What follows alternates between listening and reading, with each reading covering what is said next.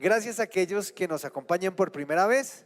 No sé si hay una bebida caliente, si no, ya les solucionamos. Hay dos personas bienvenidas, Puerta Esperanza les da un aplauso, les dice gracias por venir. Y aquellos que vienen por más veces y ya me conocen, ustedes ya saben esto, pero los que no, soy Fabián, no soy el pastor principal aquí en nuestra congregación, pero la que está hablando es la pastora Cata. Su merced se puede acercar a ella al final si tiene alguna pregunta o quiere saber algo más acerca de nuestra congregación. Si no, algún líder de los que usted ve por acá va a acercarse a su merced. Quiero contarles algo en esta noche, y es que yo estuve hablando con un amigo, y ese amigo tenía una crisis. ¿A cuántos les ha dado crisis por la edad? ¿Les ha pasado? Solo dos personas acá, gloria a Dios, qué bendición. Tres personas, okay. Y son muy jóvenes, es más, ni siquiera creo que han cruzado los 30, las personas que levantaron la mano. Los demás no han sufrido crisis de edad. Quiero decirles que yo a los 30 tuve una especie de crisis de edad. O sea, a los 30 sí, relativamente unos meses, unos 75 meses. No. Y esta crisis normalmente viene alrededor de un sentimiento, de una sensación, de un pensamiento que es: no he progresado en mi vida. No he avanzado en mi vida. Tengo crisis en cierta edad, algunos le llaman crisis a los 30, a los 40, como que cada década nos da una crisis después de los 20. Sentimos que los 30 ya son una edad avanzada, los 50, los 60, algunos ya peinan los 70, 80 y dicen eso qué crisis ni qué nada. Pero lo cierto es que en la sociedad moderna el progreso se convirtió en algo muy importante como generación. Deseamos ser una generación que progresa.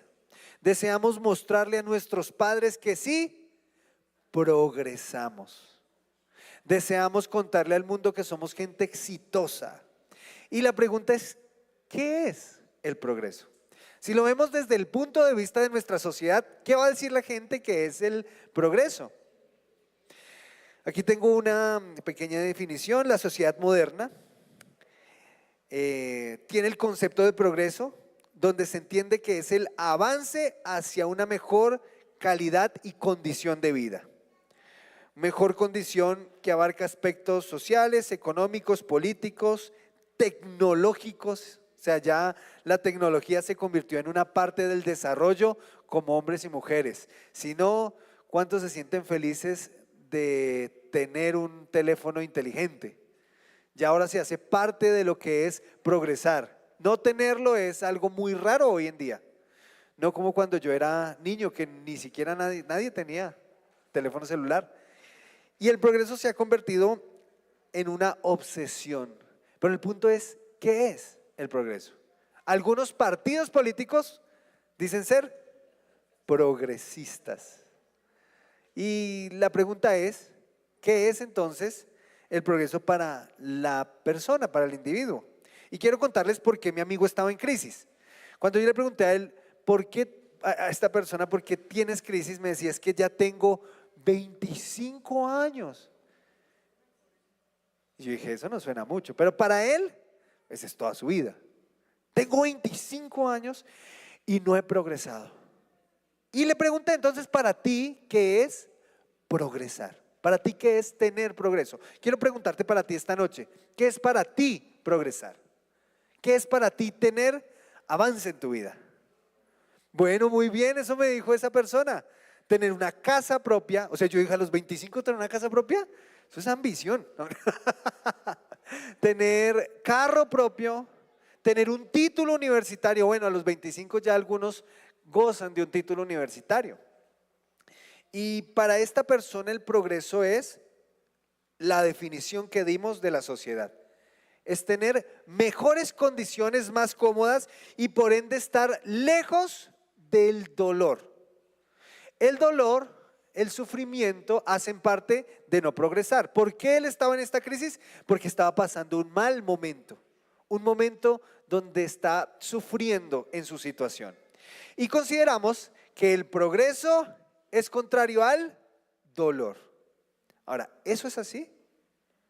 Si yo progreso, estoy más lejos del dolor. Las personas más desarrolladas, tenía una profesora que decía que los países con mayor desarrollo y calidad de vida es porque Dios los bendijo. Y yo me hice la pregunta, ¿es así? O sea que Dios no bendice naciones con problemas profundos de desigualdad. ¿Esos son modelos? Y nace toda esta pregunta porque tú y yo somos llamados a progresar. El punto es, ¿a progresar en qué o cómo o qué es el progreso? Porque quiero decirte que para Dios es importante que tú progreses. A Dios le importa. Dios está interesado. Pero el punto es que es para Él progreso. Porque Él define el estándar y lo que realmente es progresar. Algunos aquí dicen, yo no he progresado porque aún no tengo lo que dijimos ahorita, una casa, estoy pagando arriendo. Bueno, quiero decirte que Dios no desea que siempre pagues arriendo. Yo creo que Dios quiere darnos casa, pero quiero decirte que eso no es progresar. Por lo menos en la Biblia no. Económicamente sí. Pero en el propósito con el que tú viniste a la tierra, tú viniste a algo más que adquirir una casa, que adquirir un título universitario. Bueno, ahora es lo básico, ¿no? Ahorita tener un título universitario es lo mínimo. Quiero decirte que tu vida vino a ser más importante que lo que logras en la universidad. Dios está interesado en el progreso y para eso vamos a abordar una carta que toca este tema. Normalmente en el Nuevo Testamento hay tres referencias, tres veces que aparece esta palabra y una de ellas es la que vamos a abordar hoy. Pero en esta carta, que es la carta a los Filipenses, aparece dos de esas tres veces. Y quiero que por favor leamos el versículo 12.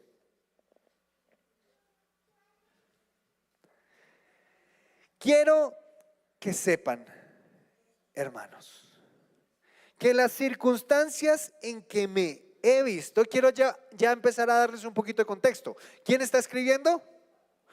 Un hombre llamado Pablo. Es famoso, en la iglesia es famoso, aquí creo que todos lo relacionamos, pero aquellas personas que no están muy relacionadas con la Biblia van a preguntarse quién es este Pablo.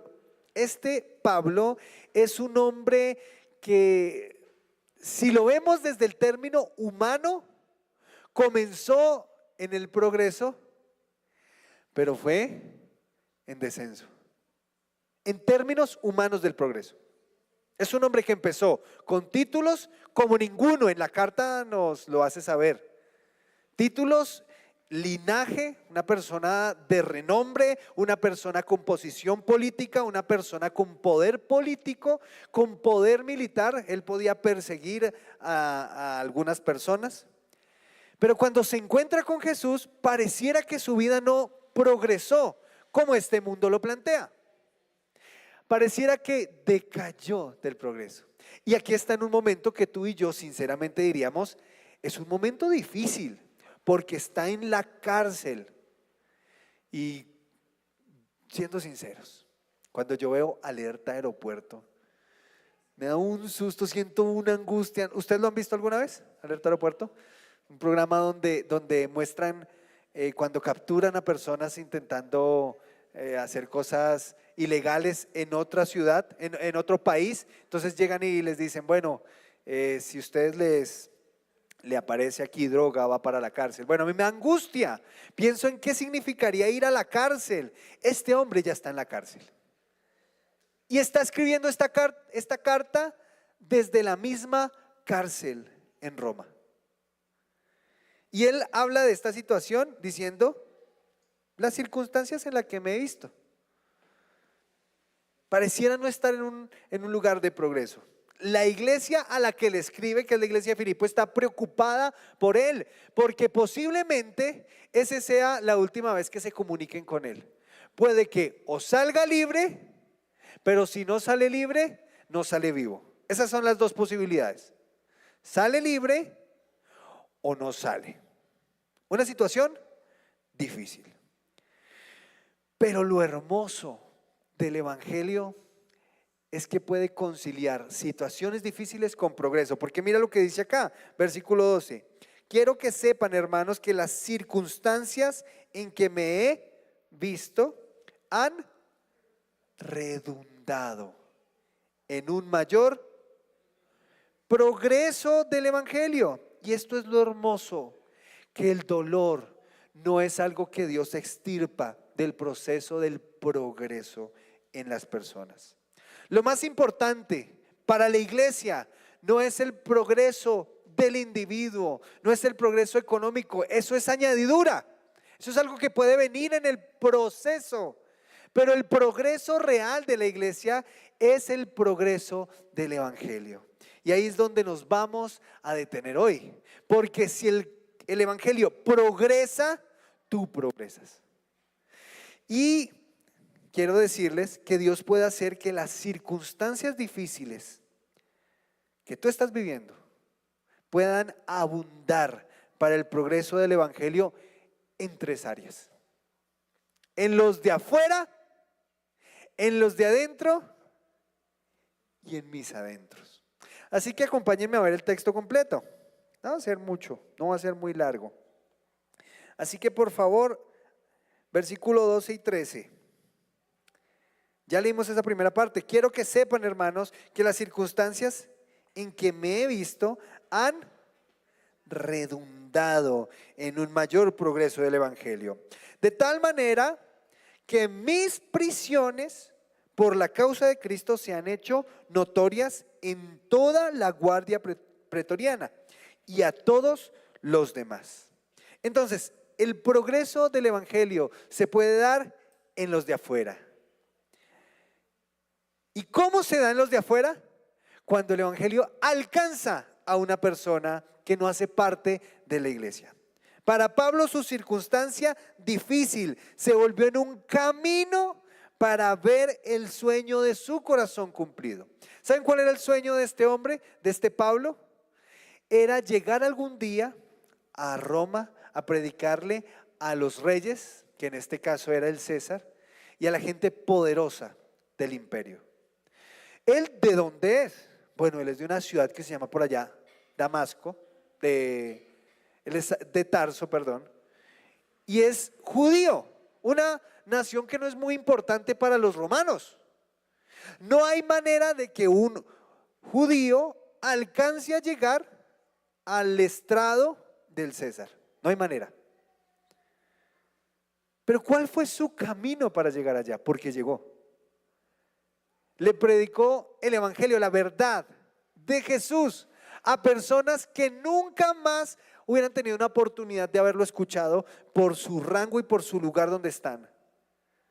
El camino en el que él pudo cumplir su sueño fue su situación complicada, difícil, su dificultad, su dolor, lo que él llamó sus prisiones. Y no estamos hablando de prisiones como las de hoy en día, estamos hablando de prisiones romanas de hace 2000 años. ¿Y cuál fue su camino? ¿Cuál fue el camino a cumplir su sueño? ¿Un crucero?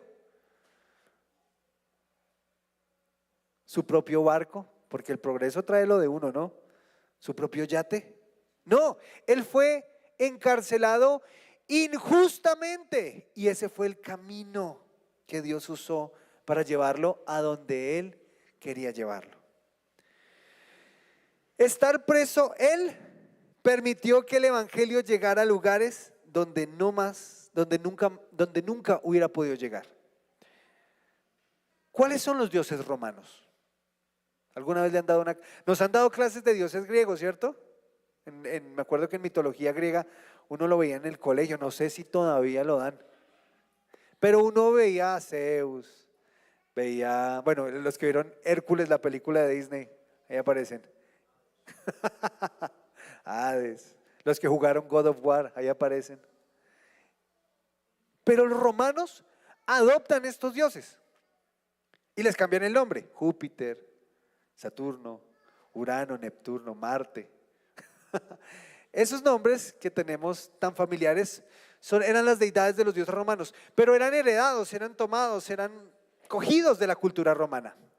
Pero una cosa muy interesante es que ellos tenían un Dios propio de ellos y se llamaba el César. Ese era su Dios. Había un culto al César, al emperador. Y Filipos, a la ciudad donde escriben, el culto era muy fuerte. ¿Por qué? Porque las personas más cercanas al César eran los soldados. Si alguien era difícil que cambiara de religión, era un soldado romano.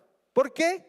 Porque es que ellos podían ver a su Dios, escuchar a su Dios, y su Dios les pagaba el arriendo, su Dios les pagaba el mercado, su Dios les daba alimentación. Era un problema la proclamación del Evangelio, porque el mensaje del Evangelio era este: Jesús es el Señor. Eso es un gran problema cuando la frase que todo el mundo conoce es César es el Señor, el Kyrios. Empezaron los cristianos a decir, no, el Señor de los hombres, de las personas, aquel que es amo, dueño de la vida, no es César, es Jesús. Jesús es el Kyrios. ¿Quiénes van a sentirse más profundamente heridos en su fe? Los soldados. ¿Quiénes tienen el poder de acabar con ese tipo de proclamaciones? Los soldados. Pero ¿a quiénes se les predicó el Evangelio y en el cual prosperó el Evangelio, progresó el Evangelio? En los soldados. Porque si ustedes notan ahí el versículo 13, pueden volverlo a poner que no se vaya. Dice ahí, ¿se hace notoria en dónde? El 13, ese. Se hace notoria en toda la guardia. Qué tremendo y poderoso es el Evangelio que prospera en los lugares más inhóspitos. Qué lindo, porque ellos han tenido, los filipenses, han tenido una experiencia bien particular, porque su ciudad es una ciudad privilegiada ante el Imperio Romano. Y ahí se van a jubilar los soldados. Y cuando ustedes leen, porque es que Pablo está escribiendo una carta, pero hay un contexto de cuando empieza esta iglesia que está por allá en Hechos 16, pasa algo muy bonito, y es que cuando Pablo está encarcelado, porque en Filipo también lo encarcelaron, lo azotaron, iba con un amigo llamado Silas, imagínense esa salidita, camina, acompáñeme a predicar, y terminan la noche en cepos. ¿Saben lo que es un cepo?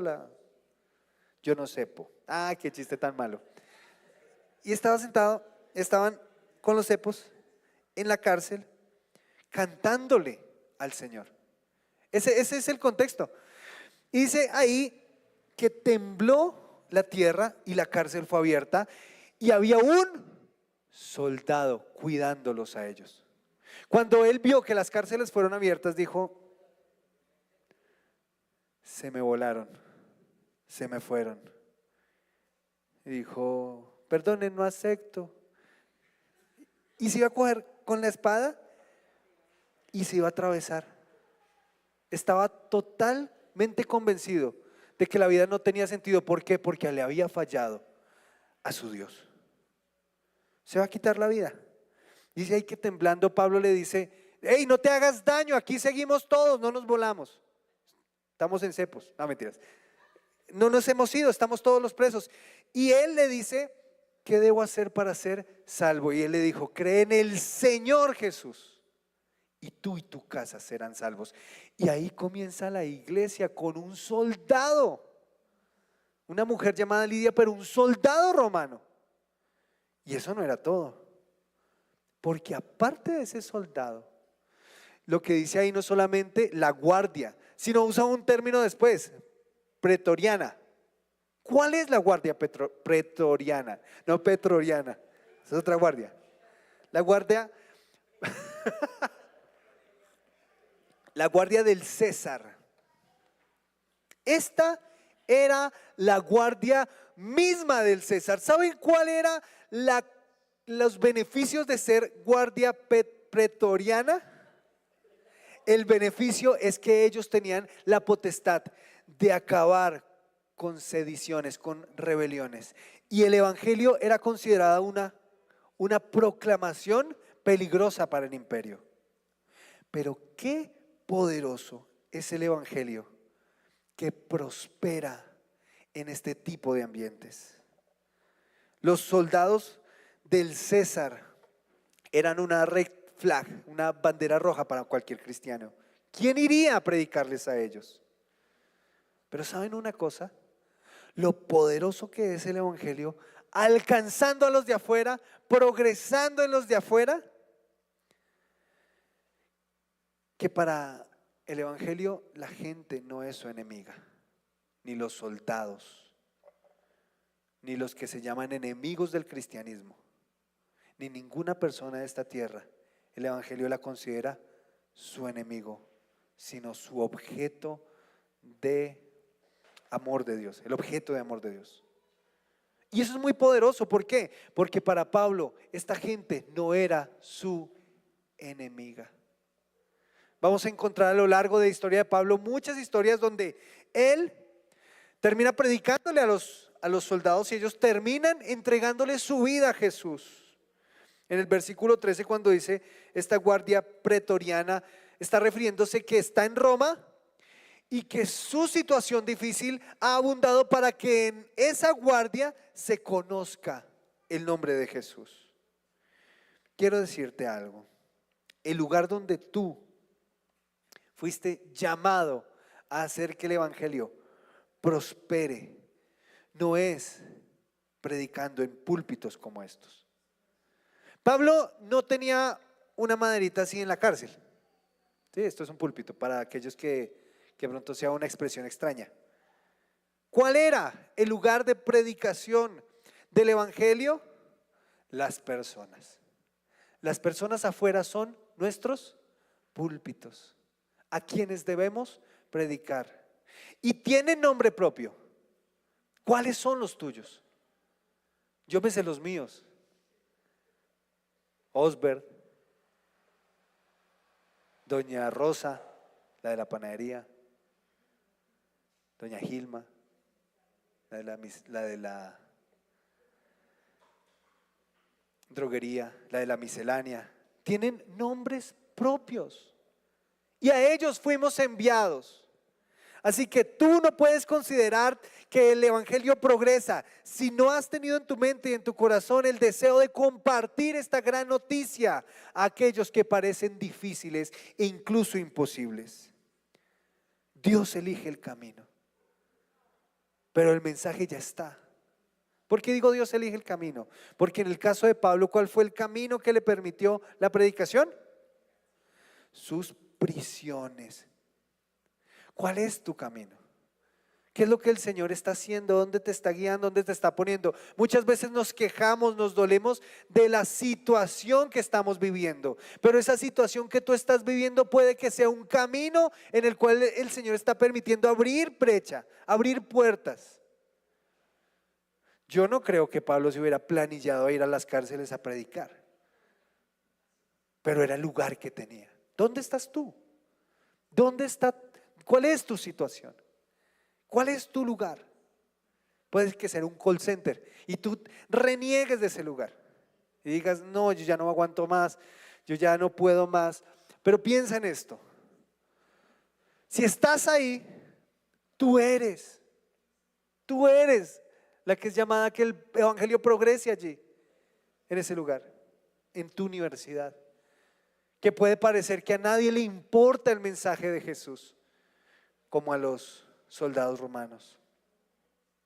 Que tus dificultades te conecten con las necesidades del progreso del evangelio en otros. Hay cosas que te duelen, que estás pasando por un momento difícil. Hay gente que también lo está pasando y no tienen a Jesús. ¿Cuándo puedo ser consciente de mi dolor, pero también de que hay otros que están sufriendo esto solos? Eso me conecta. El evangelio no es un adorno en la vida, es una necesidad de la gente que está afuera. No sabes cómo tu dolor puede impactar a los de afuera. El caso de Saulo, ¿no? De Pablo, con este hombre que se iba a quitar la vida. Él pudo haber quedado callado, pudo haberse ido de ahí esa misma noche, pero no se fue. No dijo, bueno, el Señor abrió puertas y qué pecado por el romano, pero ¿quién lo manda? No, no fue ajeno al dolor, a la situación de esa persona. Claro, y uno puede decir, es que son difíciles, pero ¿quién había más difícil que un soldado? ¿Quién había más difícil que la guardia pretoriana? El Señor te puso en el lugar correcto. Así que cuando te acerques a ellos, no los veas como tus enemigos. Aquellos que te parezcan difíciles, aquellos que te molesten la vida, que te resistan, ora por ellos. Ora por ellos. Porque el Señor desea que el Evangelio prospere alcanzando a los de afuera. Pero no es la única manera. Versículo 14.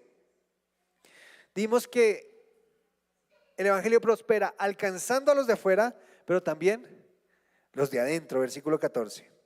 La mayoría de los hermanos, confiando en el Señor por causa de mis prisiones, tienen mucho más valor para hablar de la palabra de Dios. Tremendo, porque ellos ven la prisión, los hermanos de Pablo no son los hermanos de cuna, sino los cristianos de alrededor de Pablo, los que están en la cárcel y los que le conocen, ven a Pablo y pasa algo en ellos. Dice aquí, tienen mucho más valor para hablar de la palabra de Dios sin temor. Versículo 15, vamos a leer hasta el 17. Algunos a la verdad predican a Cristo por envidia y rivalidad. Querían hacerle daño a Pablo, también había cierta tensión. Pero también otros lo hacen de buena voluntad. Estos lo hacen por amor, sabiendo que he sido designado para la defensa del Evangelio. Versículo 17. Aquellos proclaman a Cristo, los otros por ambición personal.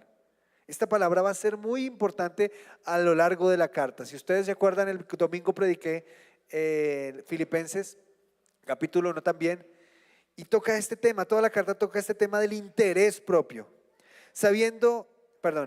Aquellos proclaman a Cristo por ambición personal, no con sinceridad, pensando causarme angustia en mis prisiones. Y había una tensión allí, porque no solamente es la prisión de Pablo, sino había gente que resistía a Pablo. Pero aún así el Evangelio prospera, progresa, trae progreso a los de adentro. ¿Cómo? Inspirándolos. El Evangelio progresa dentro de la iglesia cuando los creyentes predican a Cristo a pesar de. Y quiero que pienses en esto. ¿Cuál crees que es una de las grandes barreras de que nos involucremos de lleno en la vida del Señor? Para servirle de lleno, decir, todo lo que haga voy a hacerlo para ti. Muchas veces decimos, es que no tengo tiempo, es que tengo trabajo. ¿Saben cuál es uno de los mayores obstáculos realmente que uno se encuentra? Que se centra en su circunstancia personal, su dolor, y se olvida del mundo que hay. ¿Y eso qué hace? Que importe tanto mi situación que me desconecte de la realidad. Y nos volvemos seres autoperceptivos. Solamente nosotros vemos lo de nosotros. Pero cuando el Evangelio progresa en los de adentro, y cuando me refiero a los de adentro es a los de la iglesia, a los de la familia de Jesús, cuando el Evangelio progresa a nosotros es porque hemos permitido que continuemos haciendo a pesar de y a pesar del dolor. Creo que cuando sufrimos situaciones difíciles son los momentos en los que más soltamos las cosas del Señor.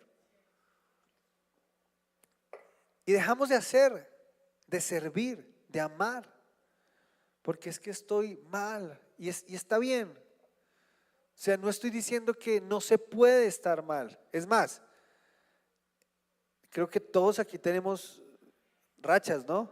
Años. temporadas donde hay cosas difíciles. Las relaciones humanas traen eso.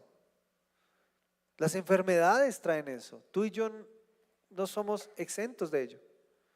Es más, en algún momento tendremos que dejar este mundo por alguna causa. Lo importante es continuar a pesar de, porque había temor en los cristianos en la iglesia de esa época. Claro, sí, se había encarcelado gente. La prisión de Pablo, en vez de atemorizar a la gente, los inspiró. En vez de causarles miedo, ¡ay! A mí también me van a meter preso. ¿Saben qué hizo eso en el corazón de ellos? Los animó. Nosotros buscamos inspirar a los otros, a veces haciendo promesas de bienestar. Pero no hay nada como una dificultad para inspirar. A veces nosotros les decimos, es que el evangelio es una maravilla. Y es una maravilla. Porque las cosas van a mejorar. Bueno, hay cosas que no. Dios te va a sanar. Puede que sí, lo he visto y lo he experimentado, pero puede también que no. Dios va a restaurar a tu hijo. Bueno, esa es la esperanza que siempre vamos a guardar. Pero nosotros no predicamos buenas nuevas porque te va a empezar a ir súper bien. O sea, como que los que vivimos con el Señor Jesús, como que nuestra vida pasó a otro nivel donde no hay dificultades. No es así. No es la manera en que el evangelio empieza a crecer. Es más, Pablo está viviendo dificultades. Nosotros no queremos inspirar, por ejemplo, a ti que vienes por primera, por segunda vez, no queremos inspirarte a seguir a Jesús porque se te va a solucionar la vida. Se te va a solucionar la muerte. Esa sí se soluciona. Pero la vida muy seguramente hay muchas cosas que van a ir en progreso. Pero no va a ser todo lo que esperas. No se va a solucionar todo como lo esperas. La diferencia es que Jesús va a estar ahí. Por eso no queremos inspirar a la gente con promesas de campaña política. Cuando ha habido aquí invitados, misioneros transculturales, a mí personalmente, cuando yo escucho esos testimonios donde mis hermanos, ya sea en Asia, en África, en las montañas de Colombia, pasan dificultades y a pesar de esas dificultades, perseveran en la fe. Yo no me siento atemorizado, me siento retado, animado a decir, uy, se puede ser luz en medio de un mundo en tinieblas. Porque hay inspiración en esas historias. Y eso me inyecta vida, me inyecta fe, me inyecta ánimo. Por eso en esa situación difícil que estés pasando, úsala para inspirar a la gente. Persevera, avanza en tu vida con Dios. No te quedes ahí. Algunos por enfermedad, y la enfermedad es difícil. Podemos pensar que ya no podemos hacer algo útil para el Señor, pero no. Cuando ustedes ven el avance de una persona con dificultades, la fe es tocada. El fuego del dolor enciende la fe de otros. Usa tu situación para inspirar. ¿Qué te causa dolor en este tiempo? Como lo afrontes va a ser la clave para el progreso de los de adentro. Qué triste, qué doloroso es cuando hay una situación difícil en una persona y uno le va a hacer el acompañamiento y ella ya tira todo, deja todo. Es doloroso, causa todo lo contrario. Uno se siente desanimado, triste. Pero en tu caso, en tu propio caso, conviértete en un referente. No inspiramos con logros, no inspiramos con milagros, inspiramos superando dificultades. Cuando avanzo en mi dolor, otros avanzan en la fe. Cuando tú puedes avanzar en tu dolor, estás animando a otros, quizás animando a los de tu casa. A Pablo, la dificultad de él era: no voy a tener la posibilidad de llevarme la gloria. Eso le afanaba a Pablo. Él dice ahí: algunos predican el evangelio, lo hacen por buenas razones, otros lo hacen para hacerme daño, pero se van a dar cuenta, el Señor me va a exaltar y van a saber de mí. No, no le importa eso a Pablo. No es la motivación de Pablo.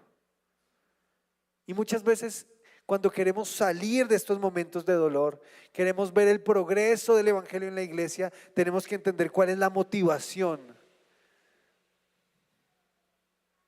Inspiremos, pero no nos hagamos un nombre, porque si no somos reconocidos nos vamos a herir con la gente. Por eso en este proceso donde decimos el progreso del evangelio también transforma, trae avance dentro de la congregación, dentro de los hermanos, es porque nosotros entendemos que el fin último no es esta vida. Todo dolor, toda enfermedad y todo problema es pasajero, absolutamente todo. ¿Por qué? Porque lo único eterno es lo que va a pasar cuando nos encontremos con Jesús. Y para allá no nos vamos a llevar el dolor. Hay un texto que yo leo en Apocalipsis que me hace llorar, me conmueve, porque dice que Él enjugará toda lágrima, todo el dolor de tu vida. Ahí termina, en el consuelo de Jesús. Si en la iglesia se predica a Cristo, es una iglesia que progresa. Si la iglesia supera dificultades, es una iglesia que progresa. El progreso no es construir un templo más grande. El progreso no es poner sillas acolchadas para todos. Eso es algo bonito y cómodo. Ojalá Dios permita que, claro, avancemos en cosas del edificio, hermoso, pero el progreso real de la iglesia no es ese. Es que todos nosotros nos dediquemos al avance, a la predicación del evangelio. Así que el evangelio trae progreso en los de afuera, ¿cómo? Alcanzándolos. En los de adentro, inspirándolos. Pero también en mis adentros. Versículo 18.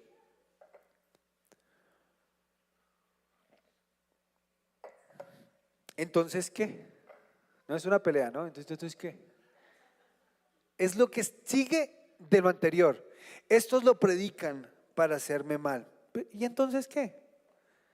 Que de todas maneras, ya sea fingidamente o en verdad, Cristo es proclamado. Mira qué corazón tan bello el de este hombre, que dice: así sea por malas motivaciones o por buenas motivaciones, yo me regocijo porque es predicado Cristo. Y no solamente se regocija, sino que se regocijará. Es un gozo presente y es un gozo futuro. Y la manera en que el evangelio prospera en tus adentros, en mis adentros, es a través de la transformación. El evangelio no es solo avanzar hacia afuera. Claro, deseamos que como dice los evangelios, ¿no?, sea predicado a toda criatura y después de esto venga el fin. Que se hagan discípulos en todas las naciones. Claro, el evangelio tiene que ir hacia afuera, pero tú que estás acá, el evangelio también tiene que ir hacia adentro. Tiene que avanzar hacia adentro. Y el sufrimiento no era el enemigo de Pablo. Normalmente vemos el sufrimiento como la peor catástrofe de la vida. Él no mira hacia adentro y ve su sufrimiento y entra en una depresión, en una conmiseración. ¿Cuál es el estado en el que él está? ¿De angustia? Sí, él está angustiado, dice ahí, y estoy profundamente angustiado. ¿De tristeza? El estado en el que él está no tiene nada que ver con el dolor. ¿Está sufriendo situaciones difíciles? Pero le duele, es decir, ¿se concentra en el dolor? No. Él mira hacia adentro y no entra en conmiseración. Él mira hacia adentro y no entra en amargura. Él mira hacia adentro y no entra en reclamo. ¿Por qué, Señor, si soy tu apóstol, estoy aquí en esta cárcel? ¿Por qué si soy hijo de Dios me pasan estas cosas?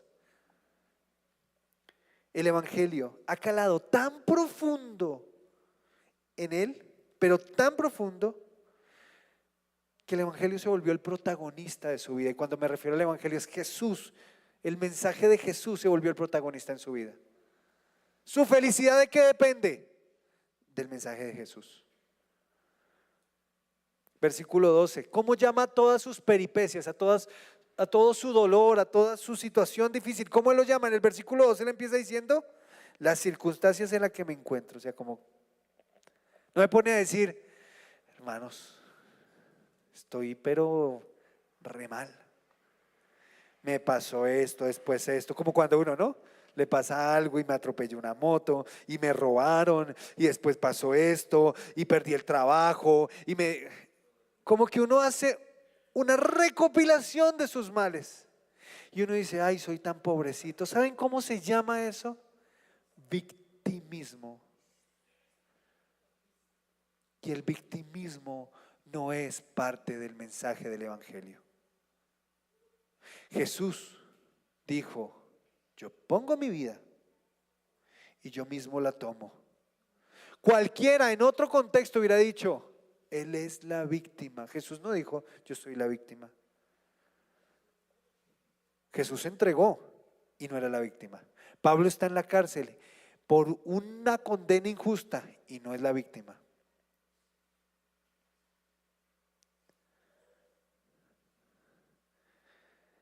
¿Te ves como una víctima en la historia de tu vida? Yo te voy a responder con sinceridad. Yo sí. Muchas veces en mis conflictos y en mi dolor me veo como la víctima. Como que a mí me hacen. Es que cuando manejo, es que el otro, o sea, tengo un problema con esto porque la palabra me enseña que el victimismo no es de Dios, entonces se despierta el reconocimiento, aparece la alerta. Me estoy comportando como una víctima y no soy una víctima. El victimismo hace que tú creas que el mundo es el que debe cambiar. El victimismo te hace creer a ti que el problema está allá afuera, que no puedes hacer nada. En Pablo no aparece victimismo, aparece gozo. Su gozo, presente y futuro, es que se predique a Cristo. ¿Saben por qué creo que tenemos problemas de sentirnos gozosos? Seamos sinceros. Muchos acá tenemos problemas con la tristeza, con la profunda tristeza, con el dolor. Pero ¿saben cuál creo que es ese problema? Que buscamos que nos dé gozo, placer, alegría, cosas que no nos deben dar, que no deben ser la fuente del gozo. En muchos, la pareja. Es que si yo me caso con la persona que es, ahí sí seré feliz. Es que si me gano el baloto, ahí sí seré feliz. El gozo no depende de esa circunstancia. El gozo para Pablo es para sus adentros. Cuando el evangelio prosperó hacia adentro es cuando dijo que dicha que el evangelio es predicado. Se está cumpliendo el ministerio, la misión, el deseo de Jesús. Ya, lo demás es basura, lo dice ahí en Filipenses. Es más, después de esto que no lo vamos a leer, dice, porque para mí el vivir es Cristo y el morir es ganancia. Para él la vida ya se la pasó. Ya llegó al último nivel, jugó contra el final boss y Cristo ganó. Él ya está viviendo el sueño, le está diciendo, estoy que me voy. O sea, por ustedes, por amor a ustedes no me he ido. El Señor no me ha llevado, pero yo estoy que me voy. Y no era un deseo suicida de la tristeza, estoy que me mato, Señor, llévame. No. Es un deseo, es una vida de gozo, porque el progreso trae gozo. El evangelio progresa en tu vida cuando tu gozo es transformado. Cuando lo que debe producirte gozo no es efímero, no es vano, no es dependiente de la economía de este mundo, no es dependiente de las relaciones de este mundo. El deseo de Dios no es que vivas sufriendo, sino que vivas gozoso. Hay una frase de un escritor japonés, Haruka Murakami. Bueno, no, perdón, Murakami, me confundo. Es muy famoso en cuanto al realismo mágico, pero tiene un libro que no se trata sobre realismo mágico, sino sobre su vida, es como algo autobiográfico, se llama ¿De qué hablo cuando hablo de correr? Y usa una frase, pues que se la voy a atribuir a él, pero no se sabe quién es. Pero él dice algo muy, muy, muy lindo. El dolor es inevitable. El dolor es. ¿Alguno de aquí no va a experimentar dolor? El Señor Jesús dijo, en el mundo tendréis aflicción. El dolor es inevitable como Thanos, pero el sufrimiento es opcional.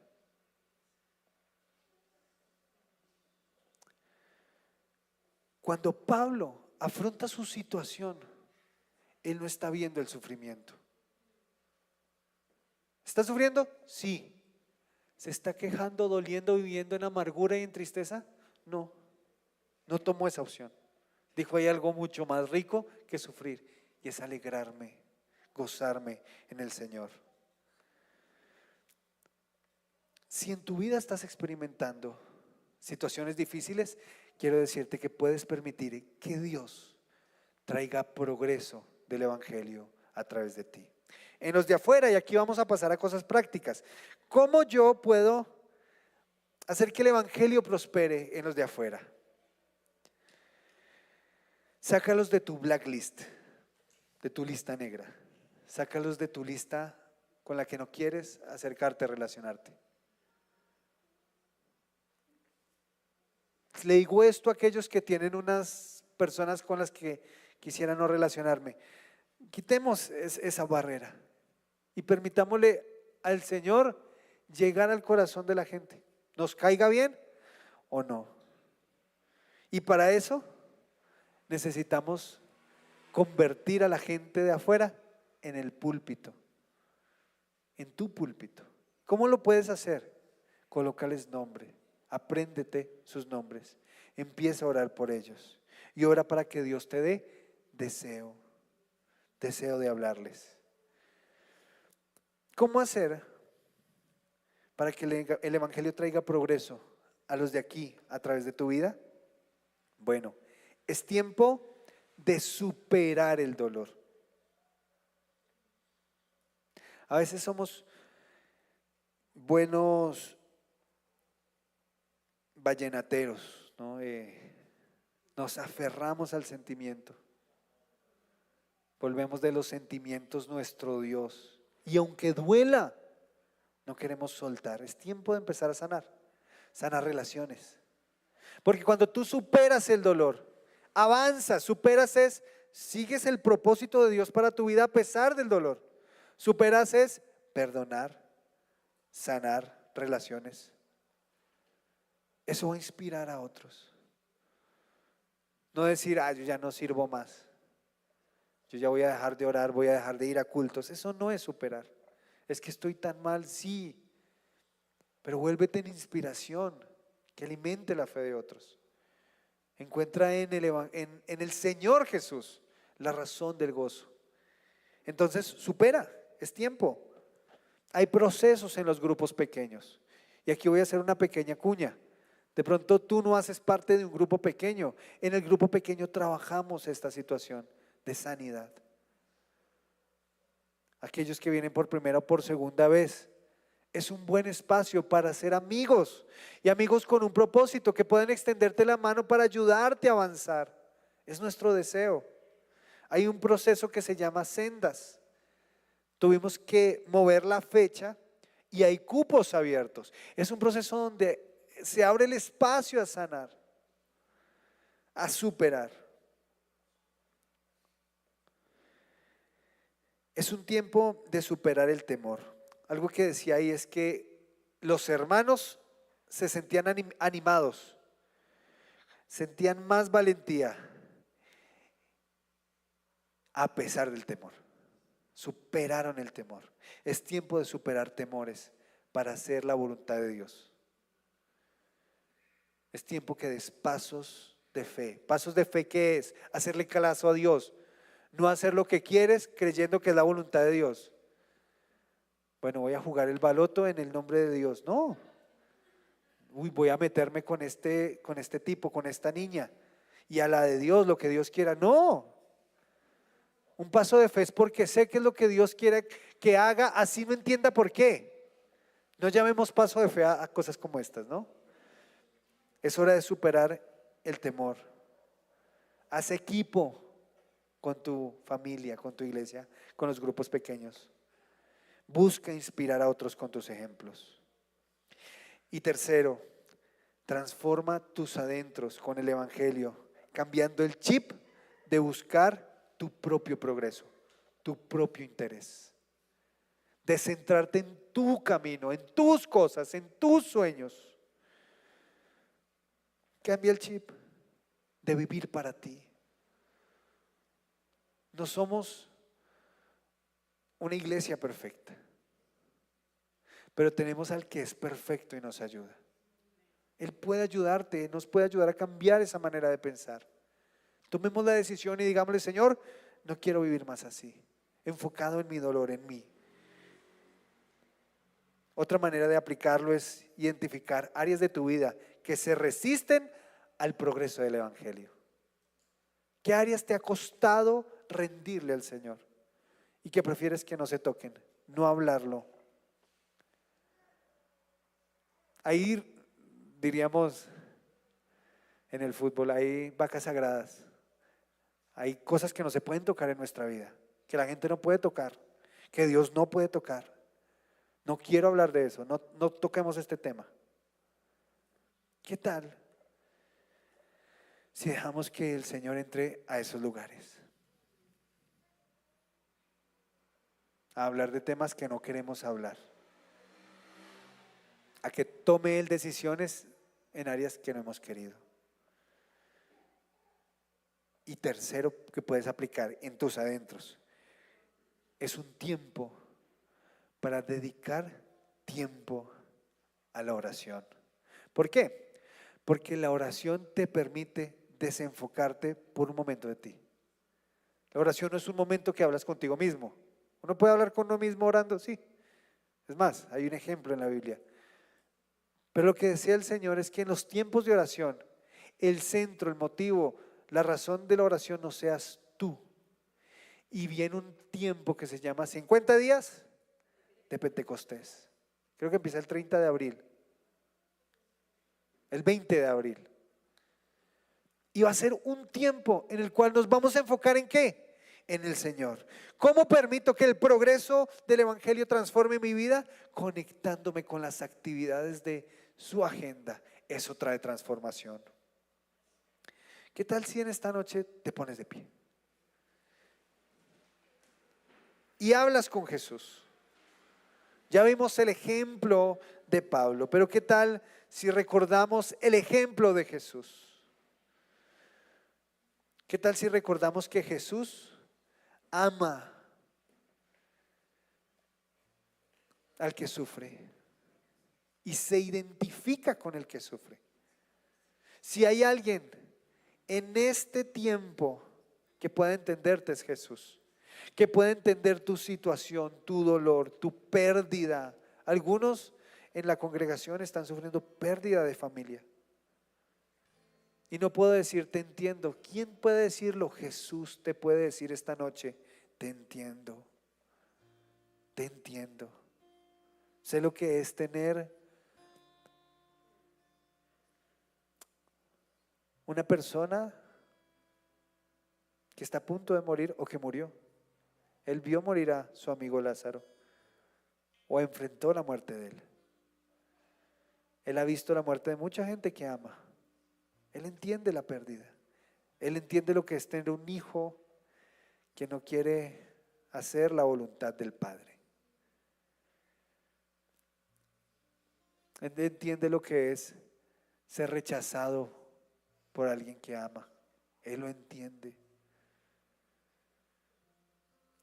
Él entiende esa situación tan particular que tú crees que nadie más entiende. Él la entiende. Cierra tus ojitos y habla con Jesús.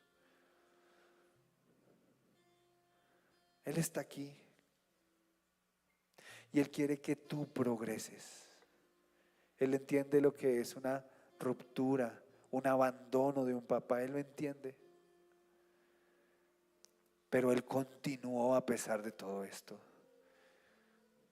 Él inspiró con su dolor para que tú y yo en esta noche podamos decir, hay una vida pasajera que es esta, en la cual hay dolor, pero que nos produzca gozo y vida el hacer la voluntad de ese Jesús.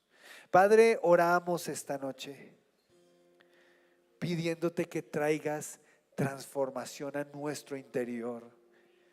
Dile a Jesús, ¿en qué área? Padre, yo quiero experimentar transformación en mi interior, en el área de mi servicio. Quiero servirte a ti. He escapado al llamado de servirte, de entregarte mi vida mucho tiempo. Quiero servirte en el lugar donde estoy. Desde niño, desde niña me has estado llamando y he estado ahí dando pequeños pasos, pero quiero desbocarme a hacer tu voluntad. Habla con Jesús esta noche.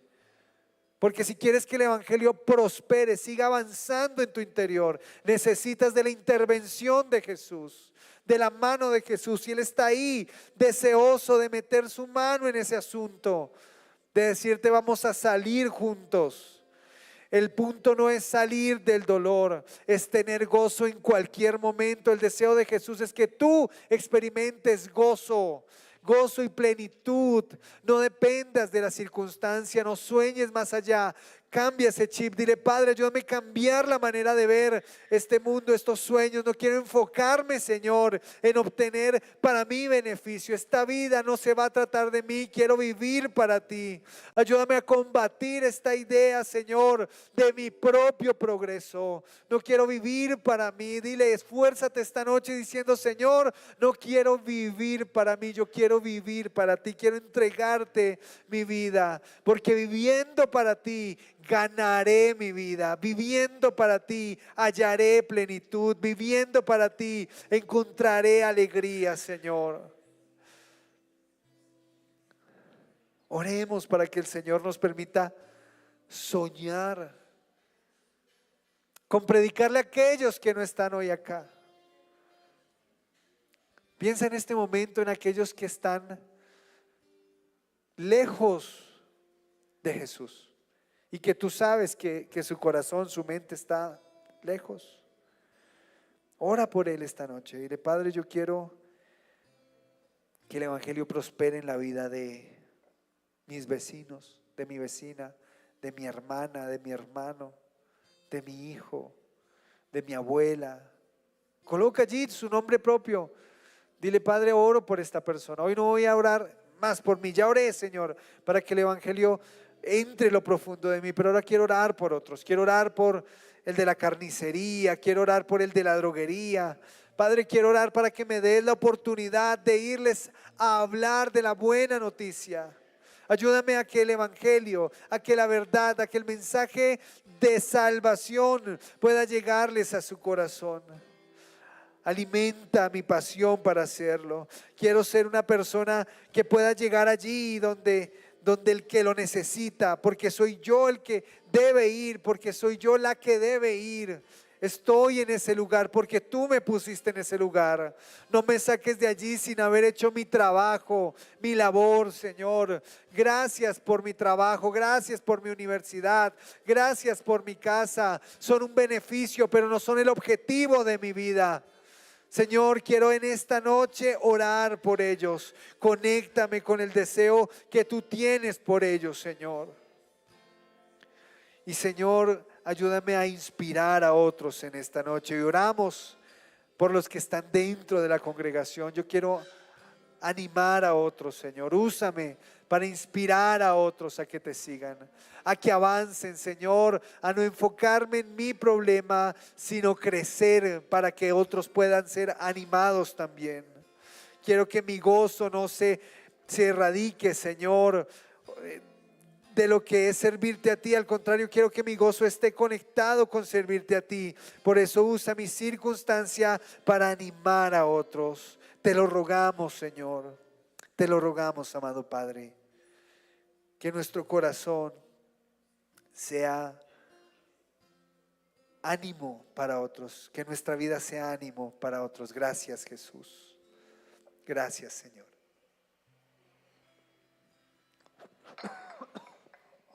Gracias, Jesús. El reto de una vida que inspire no es solamente tener en cuenta que hay dolor, es estar determinados a superarlo con Jesús. Entonces, gracias por hacernos compañía virtual a los que están allí en casa. Les mandamos un abrazo y te pedimos que te quedes este tiempo adorando a Jesús. Porque si hay una marca de transformación en el interior, es que queremos darle lo mejor a Jesús. Termina allí dándole lo mejor a Jesús. Y tú esta noche puedes tomar